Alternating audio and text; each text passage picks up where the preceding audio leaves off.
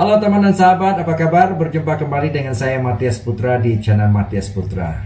Di hari Minggu yang indah ini mari kita manfaatkan baik-baik untuk boleh berkumpul dan boleh berrelasi bersama keluarga tentunya. Oke, salam sehat ya untuk teman-teman dan keluarga, dan salam sejahtera buat teman-teman baik di Indonesia maupun yang di luar Indonesia tentunya.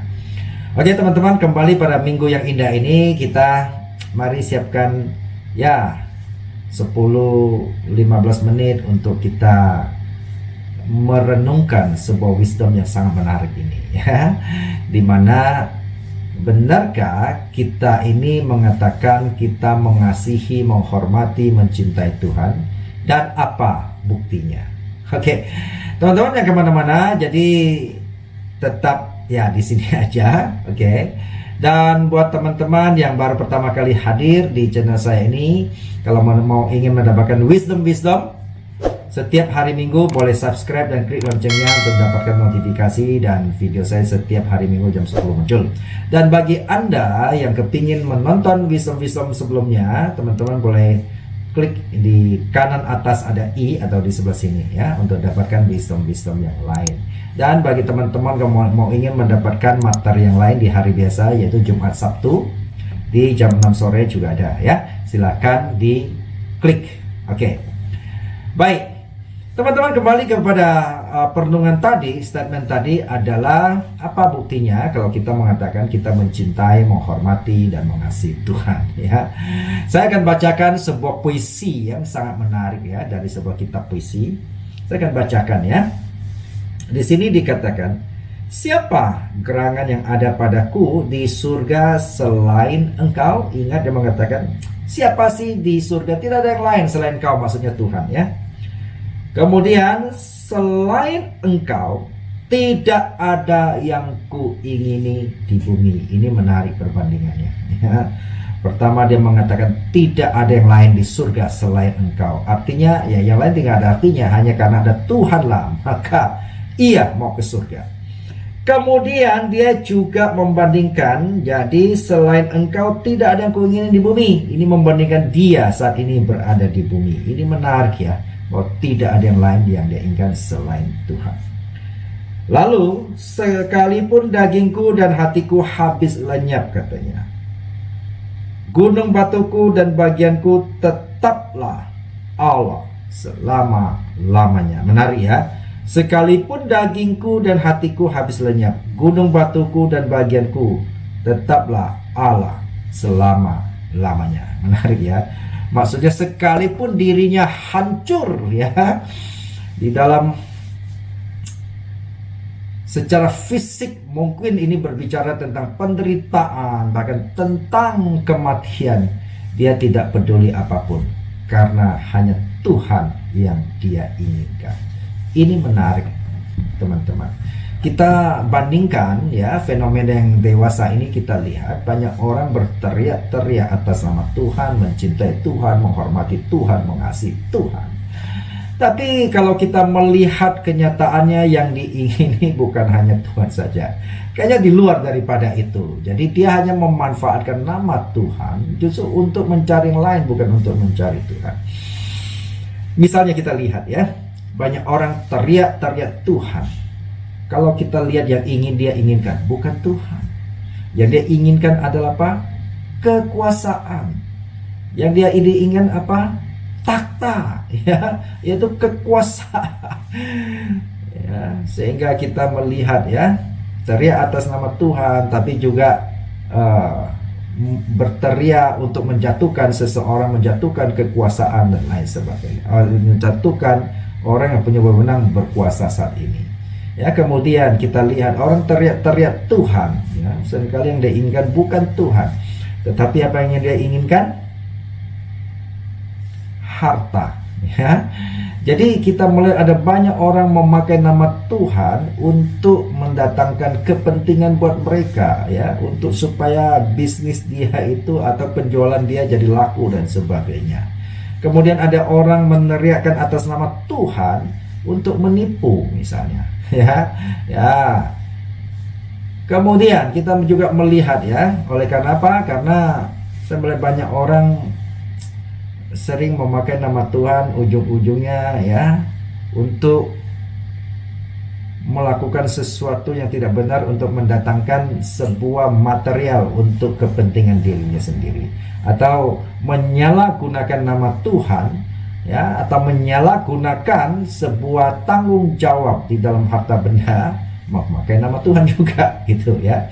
Nah, kemudian saya juga sering melihat ya, kita teman-teman bisa lihat di berita-berita baik di medsos maupun di berita-berita yang berupa digital gitu ya, kita bisa menemukan banyak kasus seperti itu ya. Dan kemudian ada juga orang berteriak-teriak nama Tuhan, selalu menyebut nama-nama Tuhan, tetapi yang diinginkan bukan Tuhan. Yang diinginkan apa?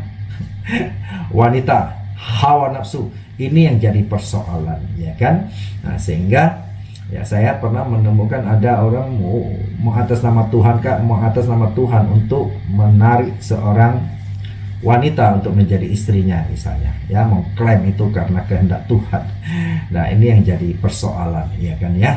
Nah, teman-teman coba ya, bukti tadi saya katakan kalau kita mengatakan mencintai, menghormati Tuhan, sebetulnya itu kita sudah tidak memiliki keinginan untuk hal yang lain. Contoh, misalnya kalau kita mengatakan kita mengasihi istri kita, mengasihi keluarga kita, menghormati mereka, masa kita lalu selingkuh misalnya ya, di luar kita bermain dengan wanita lain dan sebagainya ya. Nah, kalau begitu statement tadi itu bukan cinta Anda itu bukan cinta yang sejati, tetapi itu adalah cinta palsu, modifikasi, dan yang jelas itu adalah sebuah pengkhianatan menurut saya ya.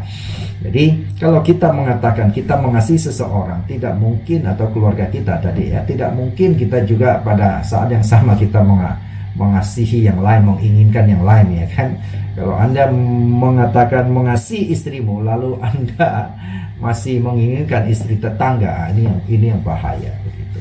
Oke ya teman-teman. Nah, kemudian kalau kita benar-benar mengatakan kita mencintai Tuhan dan kita sadar siapa Tuhan yang kita cintai, harusnya benar ya tadi puisi tadi mengatakan kita tidak butuh yang lain. Kenapa? Karena Tuhan kita itu sudah memiliki segala-galanya, betul ya. Dengan kita memiliki sumbernya, berarti kita akan memiliki apa yang dimiliki oleh sumber itu tentunya, betul kan ya. Nah, jadi sebagai contoh misalnya, kalau kita sudah misalnya ya, apa ini, elektronik misalnya, iPhone ya, iPhone. Nah, kalau kita sudah memiliki iPhone, kalau yang lain aksesoris apa itu, earphone dan lain sebagainya, itu kan aksesorisnya. Artinya tanpa aksesoris pun sebenarnya kita nggak apa-apa, kita sudah memiliki hal yang sangat berharga, bukan ya? Nah, demikian juga teman-teman ya, kalau kita mengatakan kita sudah percaya Tuhan, mengakui, mencintai, menghormati, sebetulnya kita sudah nggak butuh yang lain. Tadi saya katakan bahwa Tuhan itu adalah empunya, baik di surga maupun di bumi dan segala isinya, karena Dia menciptakan termasuk saudara dan saya. Bayangkan, ya, masa kita uber-uber yang lain, sesuatu yang tidak penting, ya kan, mengatasnamakan Tuhan. Contoh misalnya, kalau tadi saya umpamakan adalah iPhone. Mau nggak iPhone Anda itu, Anda memakai nama iPhone, Anda tukarkan iPhone Anda, tukar apa? Tukar handfree-nya, ya, tukar casingnya gitu. Mau nggak? Ya, hanya orang bodoh yang mau, ya kan? Itu berarti kalau kita sudah memiliki iPhone, yang lain itu nggak penting bagi kita, ya kan? Ya, jangan dibalik gitu. Nah, ini yang seringkali kita lihat fenomena ini terbalik. Orang memakai atas nama Tuhan itu sama dengan berarti kata kasar dia menjual Tuhan untuk menukar apa? Takhta. Menukar apa? Menukar harta. Menukar apa? Menukar wanita. Nah, dengan demikian ini terbalik teman-teman. Kita rugi sekali ya. Kita menjual Tuhan untuk mendapatkan hasil dari aksesor. Artinya apa? Kita menjual Tuhan untuk mendapatkan hasil yang juga ciptaan Tuhan itu sendiri. Berarti kita menukar sesuatu yang superior ke dalam sesuatu yang inferior, yang tidak penting. Tukar sesuatu yang betul-betul mulia, yang dahsyat, dan kita menukarnya untuk sesuatu yang tidak berguna Apalagi apa yang kita miliki di dunia ini hanya sementara saja. Rugi teman-teman. Oke? Jadi oleh sebab itu, sekali lagi, bukti dan tanda kita mengasihi dan percaya sama Tuhan adalah kita tidak menginginkan yang lain.